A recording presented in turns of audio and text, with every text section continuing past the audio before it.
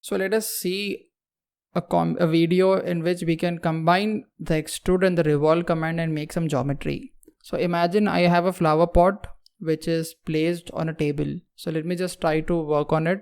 So the way I'm explaining all these things is with an example is because you can understand the creation or the working of the command more easily.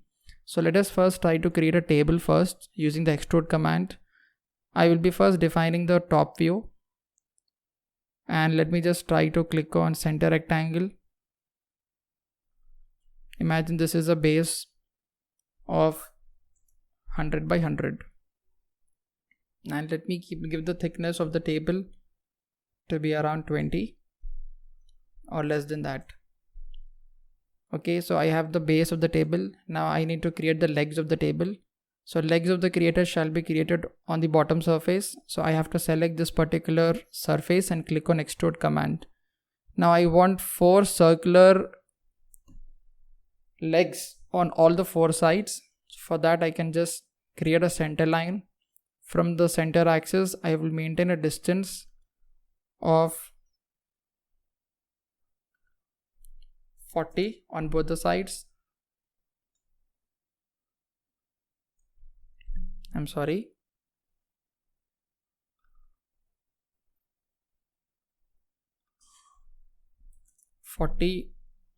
Click on the center line, go to dimensions, select the center line, select the x-axis. So the reason why I'm creating the center line is I'm defining the centers over here, the centers of the circle which I want to create, and I want to extrude that circle to form a leg of the table.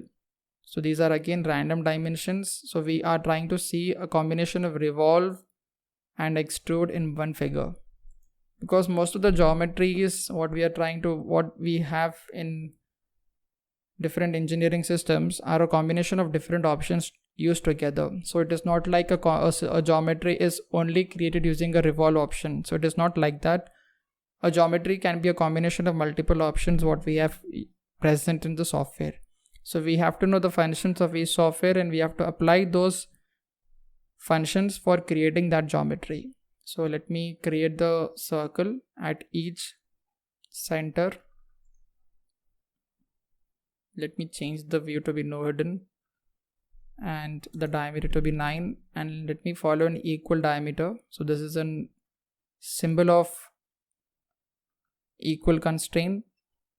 You can see I'm not getting any dimension wherever I'm following equal constraint, because it is giving me a symbol over here equal to 1. So this is equal to 1 with a dimension of 9 mm. So I have created 4 sketches and let me extrude them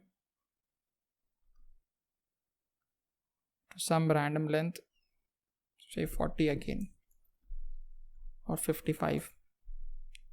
So now that we have the table over here, let me just try to create a flower pot at the center of the particular table.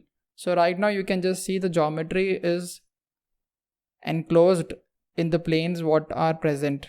Okay, so earlier we were seeing that whenever we were creating we had a plane to select, but the plane is, in this particular geometry, the plane is covering the table. So we have to click on the plane. So let me just go to default view. So this is the front view what I'm going to consider, and let me align it. Now I have to create on the top of the surface. Okay, so for that first let me go to reference. Let me create a pot on it.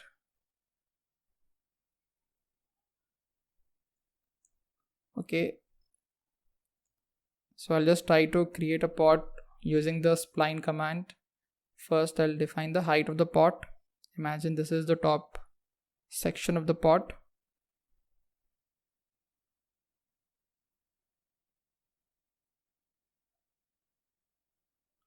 Okay, so this is a random dimension again. So it has to be a closed loop, remember that thing. So I've not yet finished. Okay, now I have created a closed loop with certain dimensions. So you can see we have already worked with an extrude command right now, and here we are working with the revolve command.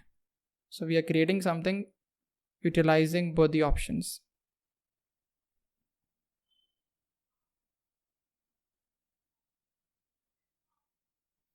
Okay, so what has to be the axis of revolution? The axis of revolution in this case shall be the vertical axis. We can also try to sweep it or create a revolve with this particular axis. I'll just show you in that case also. But right now let us try to create with this thing because we are making some geometry over here. So you have to go to y-axis. So you got the combination of two options used together to create a single object. So this is the way we are actually using the different options together. So again, this is a very simple example I just wanted to show you, but this is not an engineering example. So in future we will be discussing with a detailed exercise for creating a rocket engine design and all in the exercises. So try to just practice the revolve command with different cross sections. I repeat, cross section in the sense the half cross section what we are creating.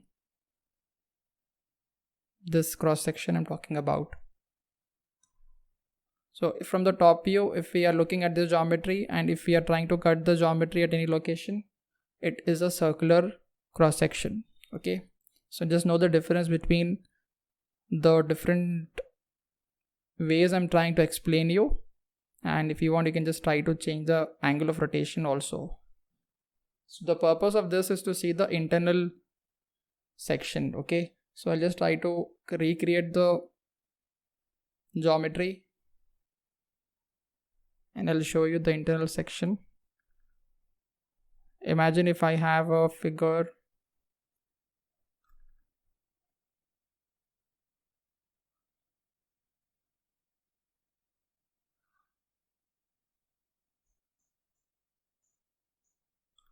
somewhat like this, and I have created a 360 degrees revolution. So in this particular case, I will not be able to understand, or the user may not be able to understand the cross section of this geometry, right? For that purpose, we have this option of changing the rotation distance over here. So we can do that by clicking the revolve option, editing it, and we can change the distance as per required. So this will help the user to understand what is the profile inside the geometry.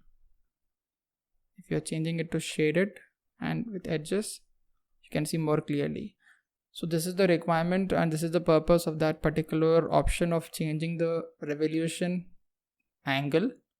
And with this particular way, you can show the internal cross section or in the internal features of the geometry. So let us move to the next video.